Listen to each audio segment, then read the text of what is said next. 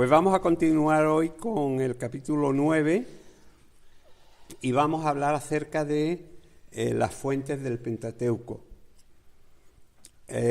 Cuando decimos fuente, evidentemente estamos diciendo los documentos que formaron el Pentateuco, con los cuales se formó el Pentateuco. Aquí, como ya hemos venido diciendo, vamos a trabajar con lo que se conoce como la hipótesis documentaria.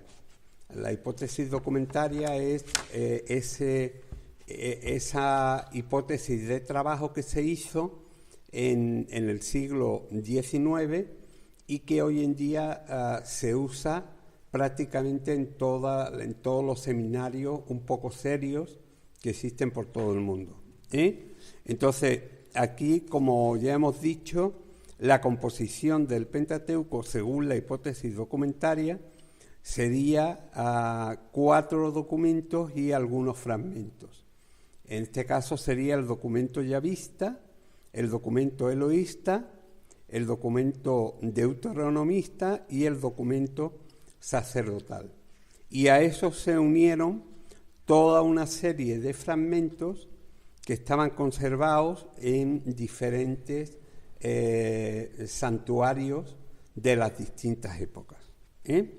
Entonces, comento aquí que es muy interesante a la hora de estudiar el Pentateuco poder tener delante una Biblia textual, porque en la Biblia textual el tema de los nombres de Dios se mantiene tal como venía en hebreo. Se les llama o Yahvé, o sea, el tetragramaton, las 4 letras esas que pueden ser Yahvé, Jehová o lo que sea, pero no tiene vocales, porque el hebreo al principio no tenía vocales. Y luego está también el nombre Elohim, de forma que cuando tú vas leyendo, el documento, vas leyendo el pasaje, te vas dando cuenta cuando cambia de nombre. Ajá. Y cuando yo la tengo, la última la tengo, claro, la última. Y cuando cambia de nombre, pues tú ves que ahí empieza a escribir un escritor diferente. Ajá. Entonces, no me he fiado yo la tengo. Por eso yo digo aquí que es muy interesante y es la versión que yo utilizo en este estudio. Es decir, en este estudio siempre que leáis vais a leer la versión textual. Entonces, eso es interesante saberlo. Pero especialmente tiene mucha relevancia en cuanto al descubrimiento de lo que es parte yavista y de lo que es parte eloísta. Cuando aparece la palabra eloísta aparece como Elohim. Elohim. Cuando aparece la palabra del yavista aparece el tetragrama. El tetragramaton, ¿vale? Entonces, eso es importante conocerlo. Vamos a ver entonces el primer documento, que es el documento yavista. Estudiar el documento yavista hoy en día, después de tantos siglos en que se redactó, es, una tarea complicada. Y en toda esta hipótesis es muy complicado decir exactamente el documento yavista llega justo hasta aquí o empieza aquí justo el documento eloísta. Pero los expertos han conseguido llegar a consensos en los cuales ellos dicen, bueno, creemos que el documento yavista se extiende hasta tal versículo y aquí empieza el documento eloísta y aquí vuelve a aparecer el documento yavista. Es decir, esos son gente que son muy expertos en el tema y que por la forma en la que está escrito el hebreo y como las puntuaciones y todo lo demás, pues pueden descubrir dónde empieza uno, dónde termina otro y dónde vuelve a aparecer el otro. Porque como dijimos, el texto de la Torá era una mezcla de todos esos documentos en los cuales no se podía definir exactamente, este llega hasta el capítulo 43 y este empieza en el capítulo 44. Era muchas veces complicado, aunque luego al final veréis que hay una tabla al final del libro hay una tabla en la que se puede ver desde dónde hasta dónde llega cada documento según los estudios actualizados que hay. Es decir, este libro está prácticamente hecho al día, tal y como está hoy la investigación.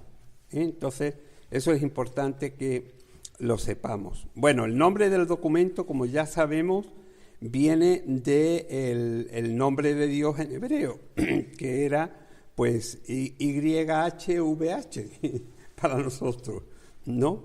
Y este nombre, pues como ya sabemos, se traduce como Yahvé en algunas versiones y en otras versiones como Jehová. Son los dos nombres. Así el documento se llama Yahvista o también se le llama Jehovista. Entonces eso es importante que lo sepamos. Una cosa interesante es saber que este documento discurre a lo largo de 78 capítulos. Es decir, teniendo en cuenta que el libro más amplio es el libro de Génesis, que tiene 50 capítulos, pues es como si dijésemos casi un 20%, ya más de un 20%, casi un 30% del material de Génesis es del documento Yahvista. Entonces, para que nos demos cuenta de la importancia del nombre de Yahvé, hay que decir que en esos 78 capítulos aparece el nombre de Yahvé en 800 ocasiones, lo que indica que haciendo una media aparecería más de 10 veces por capítulo. Es decir, eso nos da idea de que todos estos capítulos pueden ser considerados con toda propiedad documentos yahvistas, porque el nombre Yahvé aparece continuamente. Hay capítulos que evidentemente pues tienen 30 versículos, pero hay capítulos que a lo mejor tienen 15 versículos, y en 15 versículos aparece más de 10 veces, lo que significa que la media de uso del nombre es muy importante. En cuanto al autor y la fecha de composición, el autor no lo conocemos, es decir, no se sabe quién lo escribió, aunque los estudios que se están llevando a cabo indican o dan algunas pistas sobre cuándo se compuso el documento y también el lugar en que se redactó. El documento yahvista se fecha generalmente durante la dinastía davídica, es decir, entre los años 1010 y el 970 antes de Cristo, es decir, los 40 años que reinó David, más o menos. Concretamente sería en los últimos años de David o en los primeros años del reinado de Salomón. Yo me inclino más porque fue en los primeros años de Salomón, porque David no fue un hombre que estuvo preocupado de la escritura, de escribir, ni de redactar. En cambio, Salomón sí. Salomón muestra a lo largo de toda su vida un deseo de conservar cosas por escrito, como fueron los proverbios, Eclesiastés y todo lo demás, y además creo que él sería el principal interesado en que ese texto tan importante que tenían pues se conservase. Uno de los datos más importantes a la hora de fijar la fecha de composición del documento yahvista es la mención continuada de los filisteos que se hace a lo largo del documento, comenzando por la lista de las naciones en Génesis 10, continuando en el tiempo de Abraham e Isaac y después durante la travesía de Israel por el desierto. Es decir, en todos esos lugares se va mencionando a los filisteos. Pero según los datos de la historia universal, no la historia de Israel, que la historia de Israel se contaba de otra manera. Es decir, la historia de Israel se contaba en relación con Dios. La historia universal se contaba en relación a los hechos que pasaban en el mundo. ¿Vale? Entonces, por ejemplo, las guerras de Israel se contaban como victorias de los dioses, victoria de Dios. En el mundo secular las guerras se contaban como, digamos, la victoria de un imperio. Es decir, el concepto de la historia de Israel es siempre relacionado con Dios. En cambio, el concepto de la historia general, la historia universal, esa no está relacionada con Dios, sino con los hechos tal y como pasaron. Entonces, aquí tenemos un dato muy interesante, y es que la primera vez que se menciona a los filisteos se les menciona durante el reinado de Menestad, el faraón, que reinó entre el año 1212 al 1199 a.C., y de Ramsés III, que reinó entre el 1195 y el 1164. Es decir, más concretamente, el dato que hay es del año 1192 a.C. Esto supone el siglo XII a.C. Es la primera vez que los filisteos son mencionados. Luego, si en el siglo XII los filisteos son mencionados, por primera vez, antes del siglo XII, los filisteos no habían llegado todavía a la zona, digamos, ni de Palestina, ni de lo que se llama la media luna fértil, lo que es la zona de Palestina, el Jordán y todo lo demás, ni siquiera a Egipto. Según parece, los filisteos venían de Creta y se les llamaba caftoreos, porque la isla de Creta se llamaba Caftor, y entonces se les llamaba también caftoreos. En el término hebreo era caftorim, según vemos aquí. En el 1888 se descubrieron en Tel el Amarna, el lugar donde se encontraba la importante ciudad egipcia de Akenatón, 300 tablillas de arcilla con inscripciones correspondientes a los siglos XIII y XII a.C. En estas tablillas se habla de los caftoreos, que eran los antepasados de los filisteos, es decir, los cretenses, antes de que los filisteos llegaron allí. Y son llamados el pueblo del mar o pueblo de las costas, indicando así que venían de la isla de Creta. Según los registros egipcios, los caftoreos intentaron invadir Egipto en el año 1188 a.C., es decir, en el siglo XII a.C., pero fueron derrotados por la tropa egipcia de Ramsés III. Y viendo que no podían atacar Egipto, se desplazaron a Palestina, donde allí sí conquistaron los territorios a los israelitas de la época y se asentaron a lo largo de la costa palestina, en lo que era conocido como el territorio de Dan, es decir, la costa del Mediterráneo, la zona del Mediterráneo. Entendiendo pues que los filisteos no existían en el tiempo de Abraham, que estamos hablando del siglo XVIII, y los primeros datos que tenemos de ellos son del siglo XII. Estamos hablando de 7 siglos prácticamente. Ni en la época de Moisés, que fue el siglo XIII, o algunos dicen que hasta el siglo XIV antes de Cristo. Por tanto, Moisés no podía escribir de alguien que no existía. Es mucho más fácil descubrir la fecha de la escritura de la fuente ya vista. Si los filisteos se asentaron en Palestina al principio del siglo XII, es natural que en los primeros años de la dinastía davídica, los siglos XI y X antes de Cristo, y que además fue después del periodo de los jueces, se hable de los lugares donde en ese momento vivían los filisteos, como si siempre hubieran estado allí, remontándonos hasta el tiempo de Abraham. Es decir, esto es lo que se conocen como los anacronismos. Es decir, tú hablas de alguien que en ese momento está viviendo allí como si siempre hubiese vivido allí. Porque, es decir, en tu mente no cabe que en ese lugar no hubiese vivido alguien antes.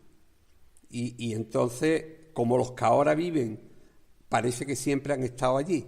Y se les menciona como si siempre hubiesen estado allí. Anacronismo. Anacronismo. Un anacronismo es un error que comete un escritor o historiador que consiste en hablar de personas, hechos o lugares mucho antes de que estos existiesen, porque para la época del que escribe ya eran bien conocidos. Es decir, vamos a poner un ejemplo de nuestro tiempo, ¿no? Es decir, hoy en día tenemos, por ejemplo, ciudades como París, ¿no?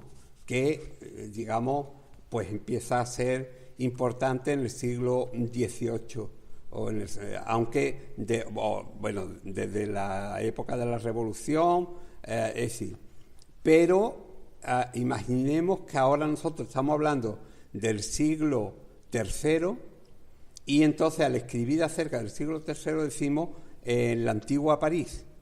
Era Galia.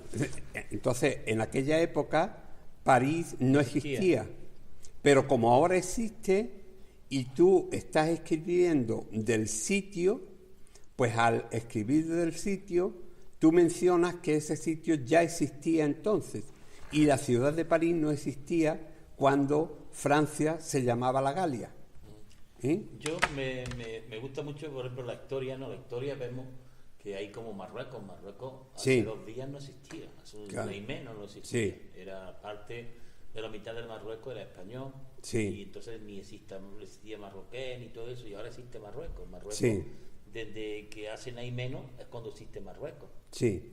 Entonces Marruecos, cuando lo ve ahora ya es hasta llegando a Melilla, sí.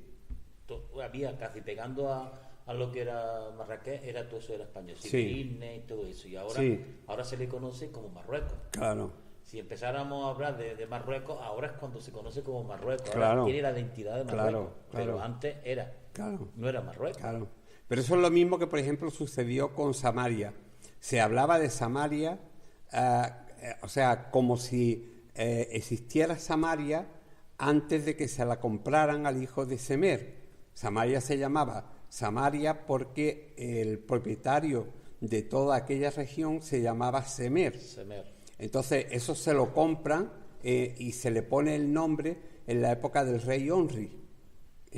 Pero anteriormente ya se menciona a Samaria.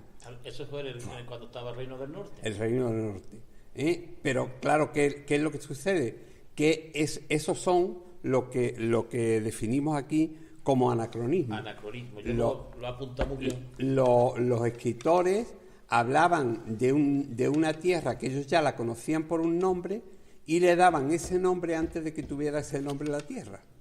Entonces, eso es importante. Por ejemplo, como yo menciono aquí, ¿no? Se habla de Betel y el nombre de Betel se lo puso, o sea, Abraham habla de Betel y el nombre de Betel se lo puso Jacob, que era el nieto. Es decir, eso desde el punto de vista lógico, pues es otro anacronismo, ¿no? Entonces, eso son para que nos demos cuenta que todo tiene su razón de ser. Y entonces, lo primero que tenemos que saber es que este documento se escribió, como decimos, alrededor del siglo X o el final del IX, y que en ese documento el rasgo más importante es el uso del nombre de Dios como Yahvé, que, como hemos dicho, aparece 800 veces.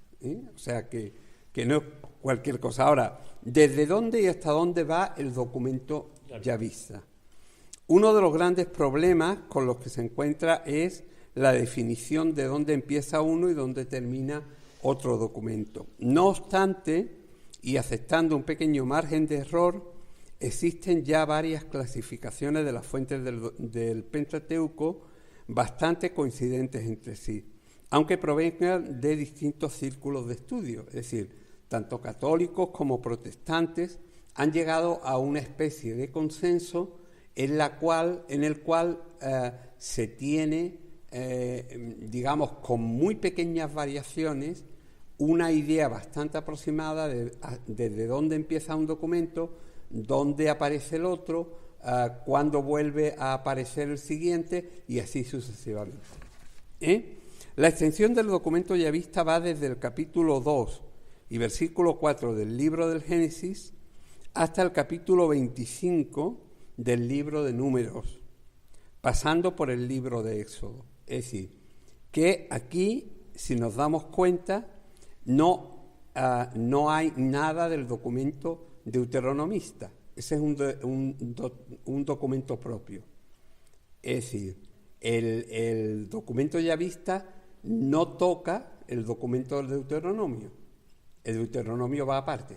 Uh-huh. Toca los cuatro primeros libros del Pentateuco. Es decir, Génesis, Éxodo, Levítico y Números. Hasta ahí. Todo lo que es Deuteronomio no lo toca. No lo toca. Esos son los libros que se agregaron. Es que el Deuteronomio fue una fuente aparte. Una fuente aparte. Como ya veremos. Que después lo cogieron los del sur y lo unieron. Lo unieron. Exactamente. Entonces, se podría decir, como ya apuntábamos de pasada, y hablando siempre en términos generales, que el documento yavista abarca unos 78 capítulos distribuidos entre los libros de Génesis, Éxodo y Números. Ahora, ¿cuál es el contenido del documento yavista? Entendiendo que la fuente yavista, que ya es aceptado en la mayoría de los círculos teológicos, se escribe durante los inicios de la monarquía davídica, es bastante lógico descubrir que en el documento razones que apoyen la elección del rey por intervención de Dios. Es decir, si tú estás escribiendo en una época en la que se acaba de instaurar una dinastía de reyes, es lógico que en el documento se mencione la importancia del rey y de la elección de ese rey. Entonces, una de las cosas que descubrimos en el documento yavista es la elección del menor sobre el mayor. ¿Por qué? Porque eso era una garantía de lo que había pasado con David. David era el menor de sus hermanos, de los 8, ¿no?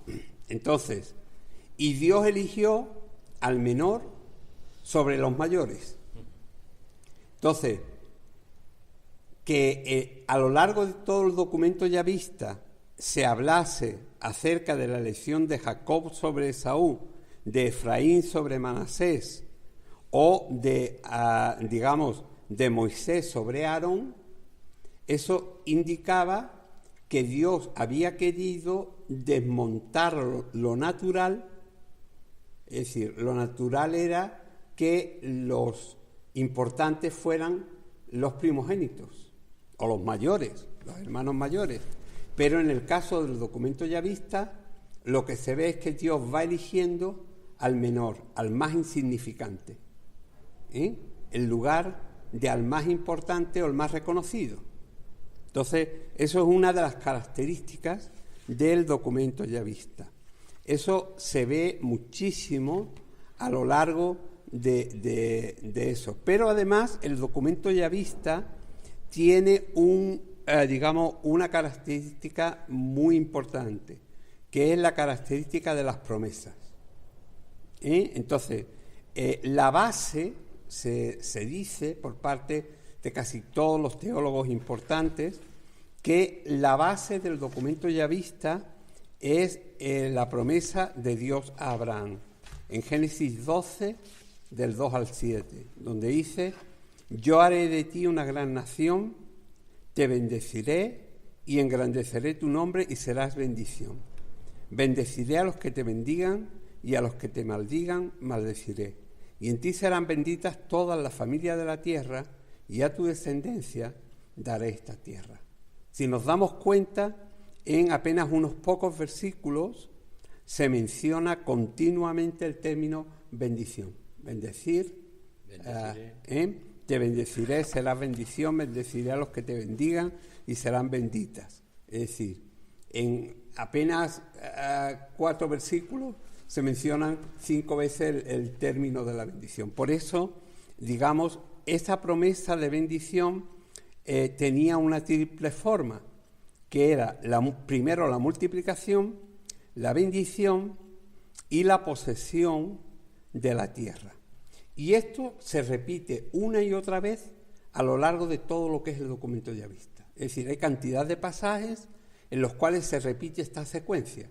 Pero hay una muy parecida también en lo que es Deuteronomio, sí, que es el 28 y el 29, que hablan mucho también, es muy parecido a este. Sí, pero no pertenecen al documento Yavista. Sí, eso es lo que te quiere decir. Es decir, hay que tener en cuenta que el Deuteronomio es una copia de lo que se llama la segunda ley, por eso Deuteronomio quiere decir segunda ley.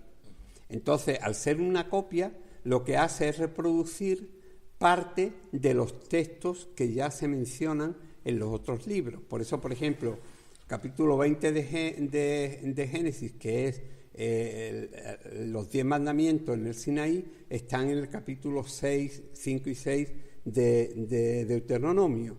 Y así sucesivamente muchas cosas se vuelven a repetir en Deuteronomio. Por eso al Deuteronomio se le llamó la segunda ley, es decir, la segunda Torá, por decirlo de alguna manera. Entonces, vamos a ver un poco las promesas relacionadas con la bendición de Dios. Si hay una palabra que pueda ser considerada como clave dentro del estudio del documento Yavista, esa es la palabra bendición. Tras un detallado estudio de la repetición de este término, hay 48 versículos en los que se menciona a la palabra bendición, pero en realidad hay 60 menciones.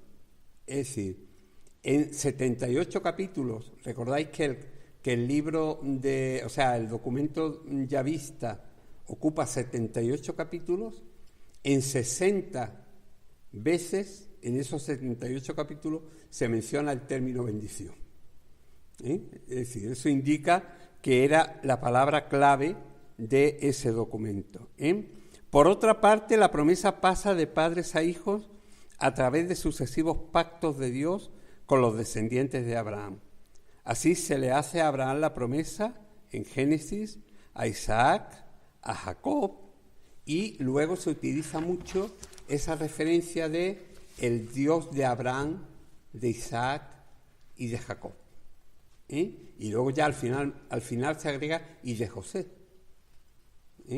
después de ya salir de Egipto. Pero el tema de la bendición de Dios no se limita a las promesas, sino que el escritor del documento Yavista se ocupa de comentar que esta promesa de bendición se vieron cumplida en los patriarcas mediante la mención de las riquezas que obtuvieron, ya que en aquellos tiempos la bendición iba aparejada con la prosperidad económica, en la cual para un pueblo ganadero nómada la abundancia de ganados era un signo concreto de la bendición de Dios. Es decir, ¿cómo reconocían los demás o cómo uno podía decir yo soy bendecido por Dios? ¿Por tener dinero? Pues no solamente. En aquella época lo que primaba en pueblos que eran nómadas y que lo que su valor o su riqueza eran sus rebaños, lo daba la cantidad de animales que tenían.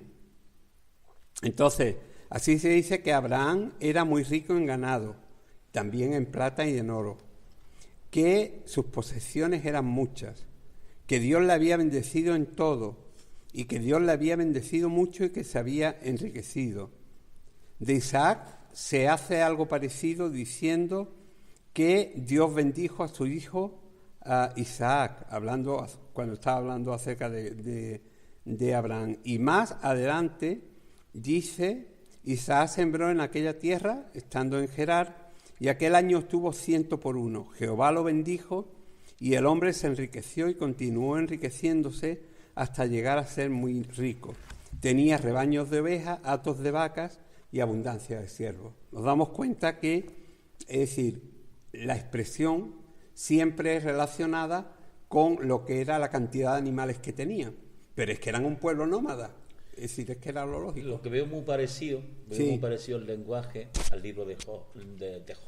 Sí. Lo bueno, veo también muy parecido. Claro, hay que tener en cuenta que el libro de Job, digamos, está considerado como uno de los libros más antiguos digamos, de la escritura hebrea. Entonces, al ser uno de los libros más antiguos de la escritura hebrea y además menciona a gente que aparece en el capítulo 4 y 5 del libro de Génesis, indica que en alguna forma el ambiente era contemporáneo. ¿Con Isaac? ¿No? ¿Con Isaac? No, era con Elifaz y con alguna de la gente que son mencionadas en el libro de Job, y la tierra, por ejemplo, de Uz, que es mencionada en el libro de Job, está igualmente mencionada en el libro de Génesis y en la genealogía de Caín y de Sem. Entonces, al estar esos personajes mencionados, se indica que el libro del Génesis y el libro del Job, las historias contadas en el libro del Génesis y contadas en el libro de Job son de la misma época, son contemporáneas. Entonces, eso es importante. El lenguaje es muy parecido. Claro, el lenguaje es parecido. Entonces, por ejemplo, lo mismo se nos dice acerca de Jacob.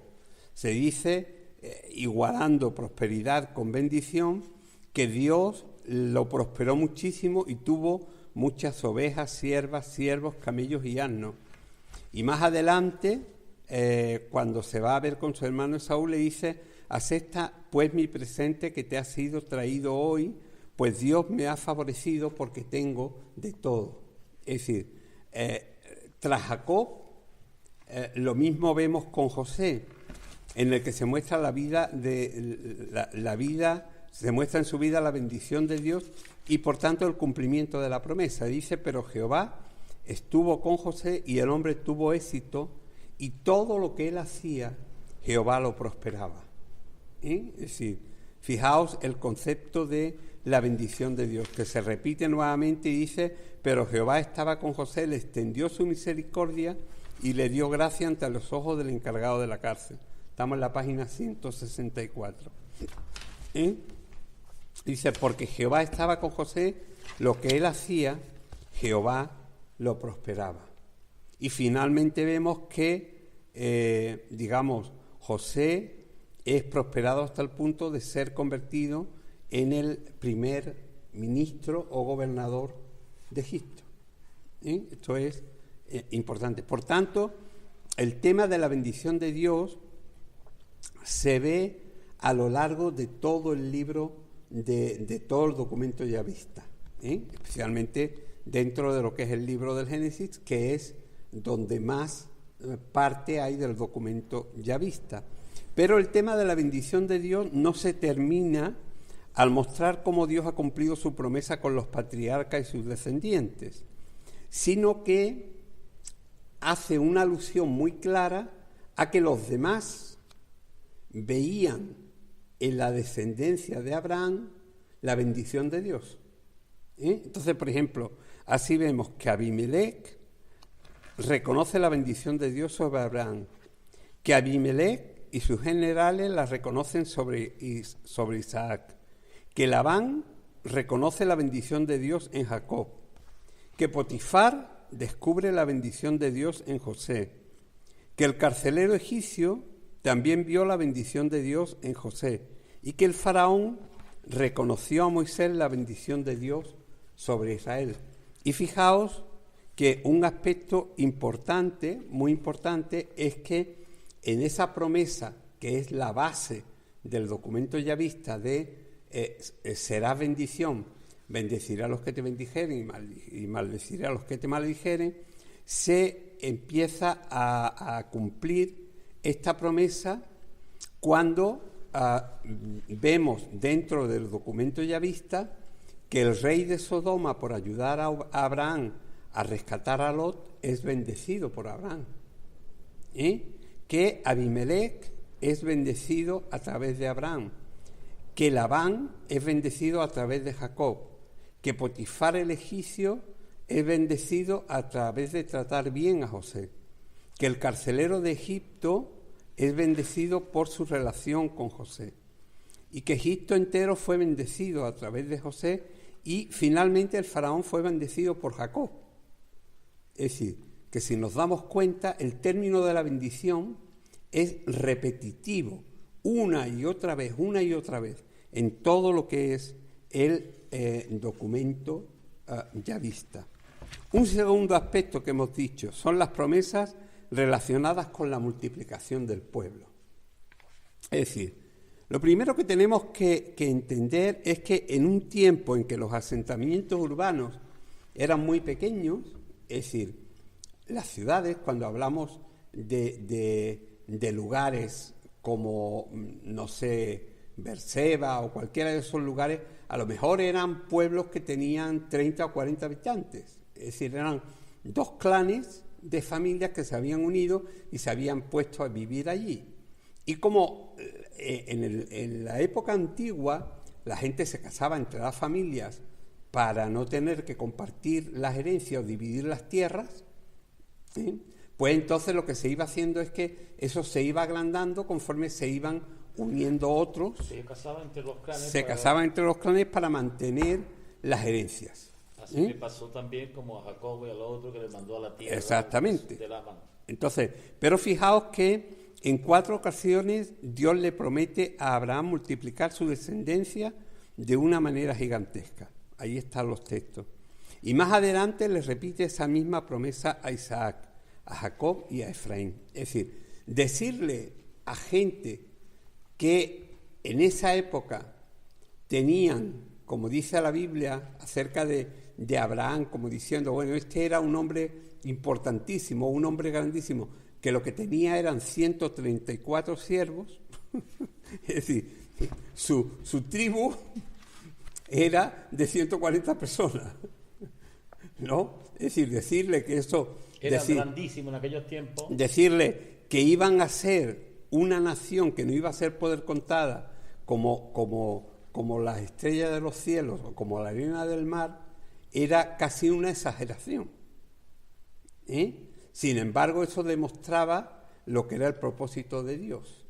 Y el propósito de Dios se veía también en la multiplicación. Hoy en día, es decir, la descendencia de Abraham, que somos, como dice la Biblia, los hijos de la fe, los que hemos creído por la fe igual que él, no los judíos, sino todos los que hemos creído por la fe, nos contamos por millones por todo el mundo. Entonces, el tercer aspecto importante de lo que es este documento yavista son las promesas con respecto a la posesión de la tierra. Es decir, si nos damos cuenta, los 3 pilares sobre los que se basa el documento yavista eran la bendición de Dios, la multiplicación del pueblo y la posesión de la tierra. Esos eran los 3 pilares básicos.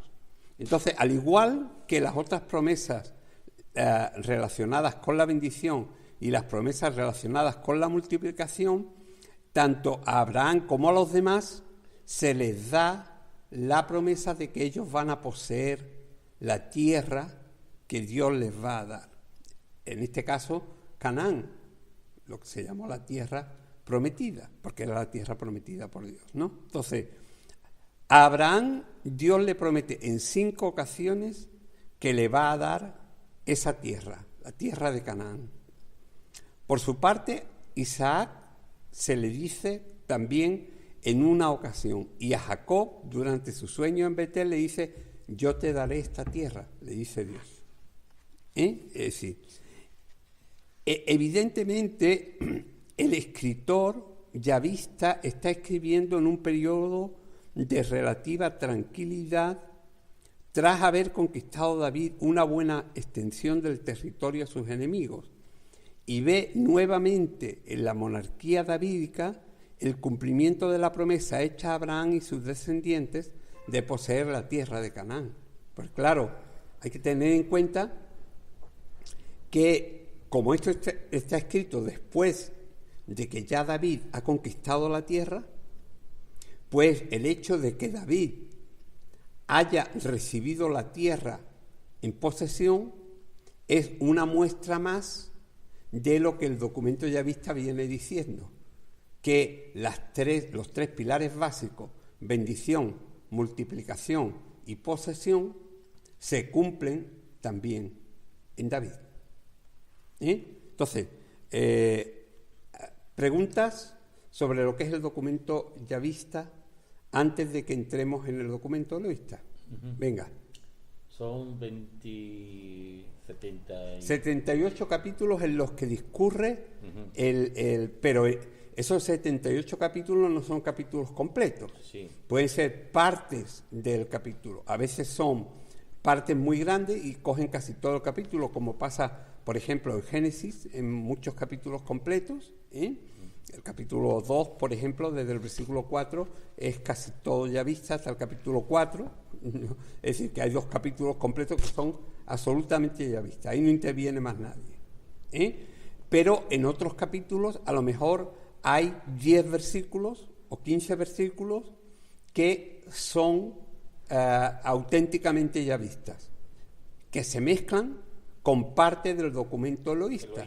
Porque como vimos, esto era una mezcla en la que se habían unido 4 documentos para que formasen como un solo documento que pudiese ser leído de corrido. Aparece 800 veces. Sí. Un porcentaje por lo mínimo de 10 veces por capítulo dentro del documento yavista, y que aparece también lo que es el número, aparece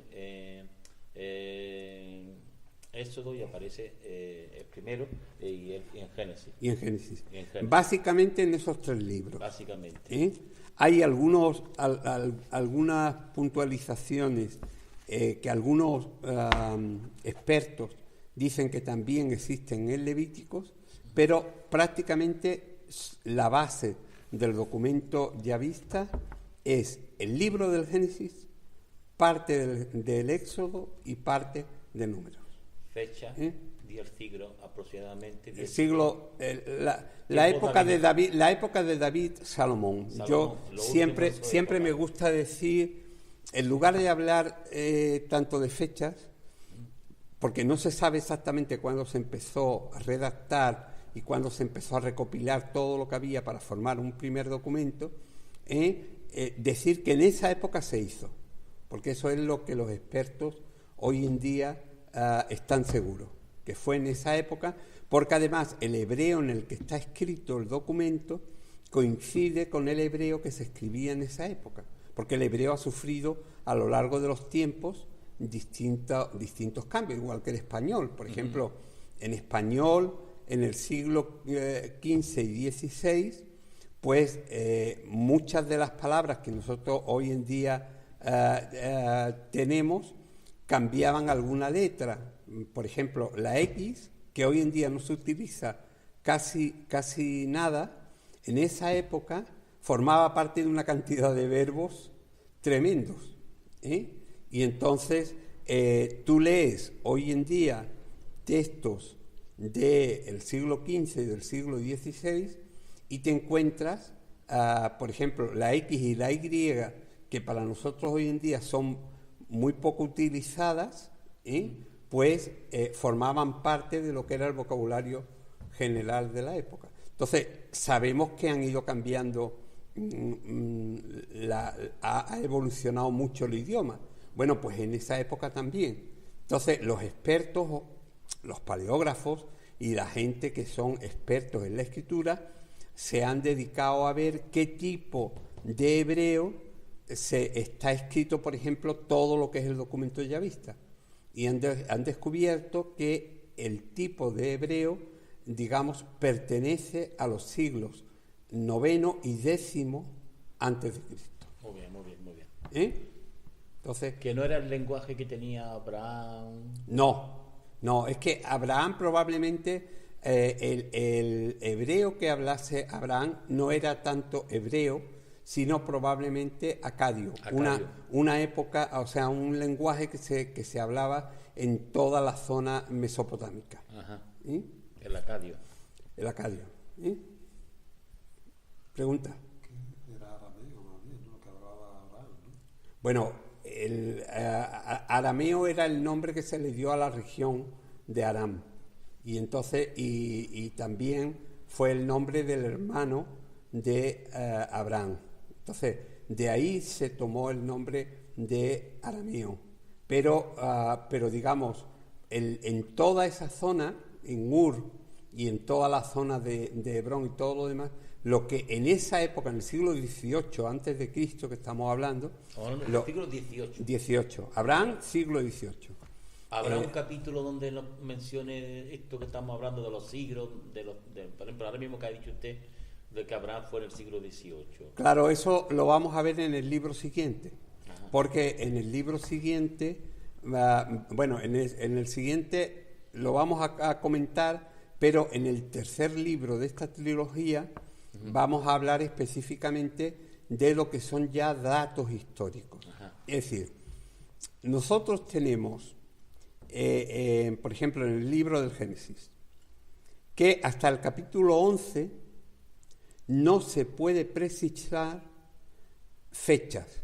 No se puede decir esto pasó en tal siglo o en tal año. Es decir, las historias se cuentan, son reales, pero no se pueden fechar en la historia.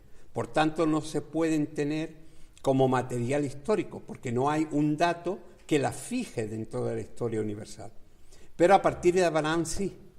A partir de Abraham. Entonces, a partir de Abraham ya tenemos un primer dato en el que se menciona el nombre Abraham, escrito, un texto escrito, en el que se menciona el nombre Abraham.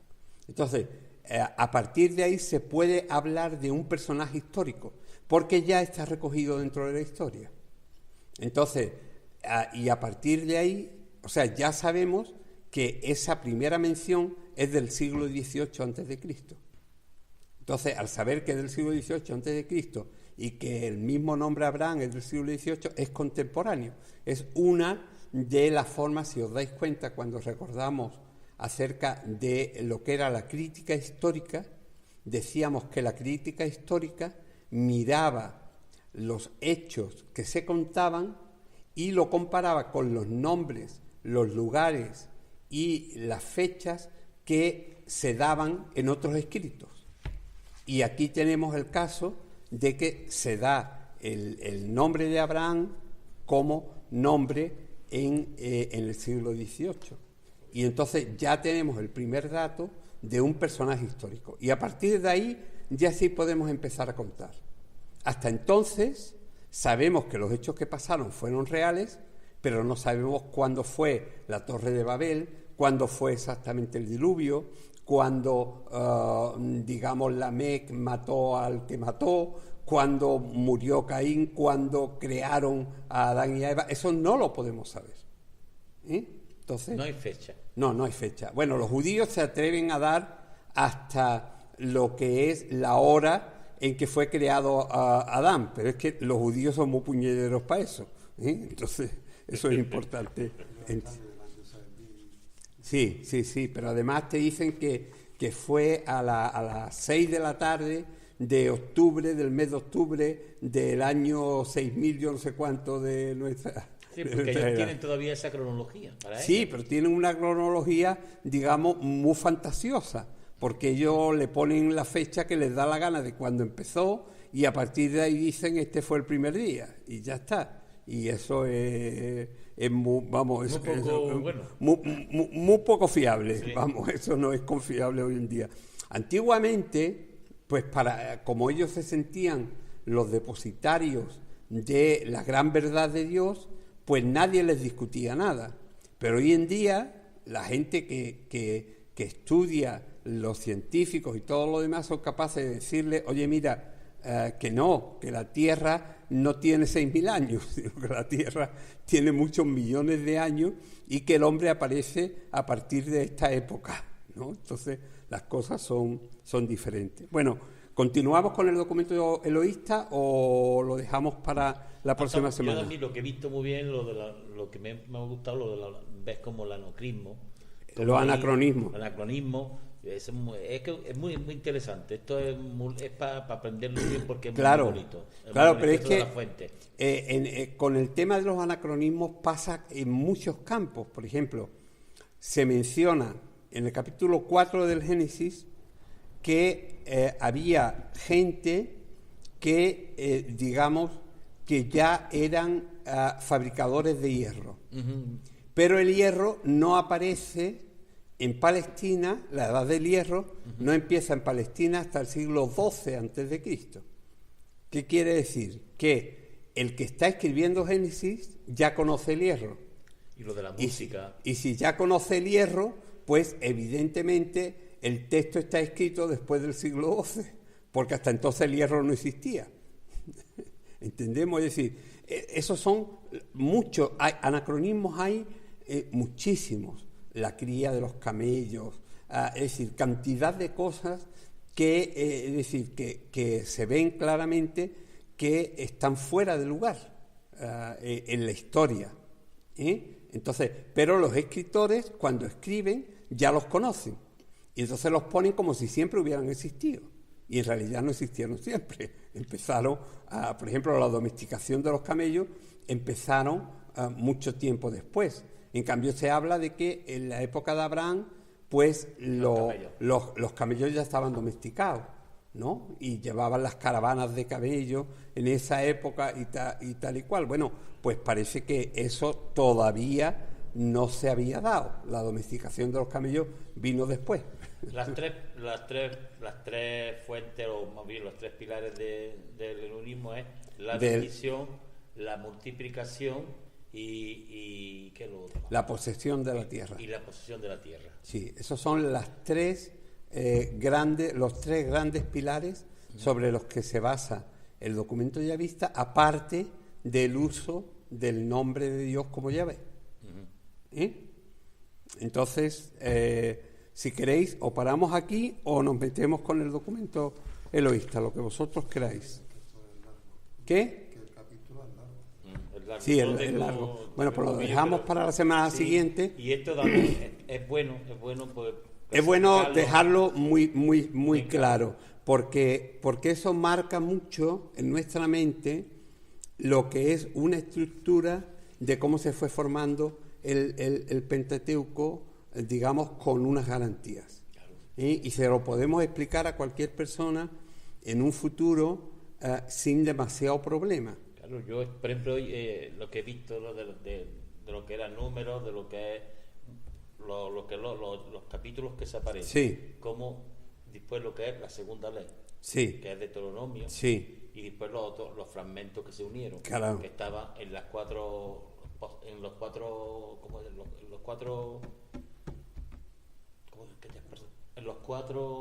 tres o cuatro fuentes, documentos. Sí, pero digo la última fuente, que eran los fragmentos. Los fragmentos. Que estaban en los 4 santuarios, que no me sale la palabra. Sí, sí. Los 4 santuarios. Sí. Que estaban allí, pues se unieron. Vemos sí. que el compendio de todo lo que es Elohim, los elohinistas, lo que es lo de Deuteronomio.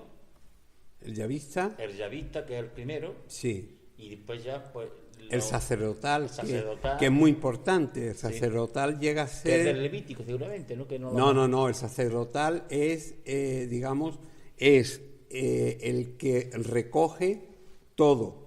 Y entonces va tomando partes de muchos de ellos y va completando lo que es una historia para que suene de una forma, digamos, coordinada.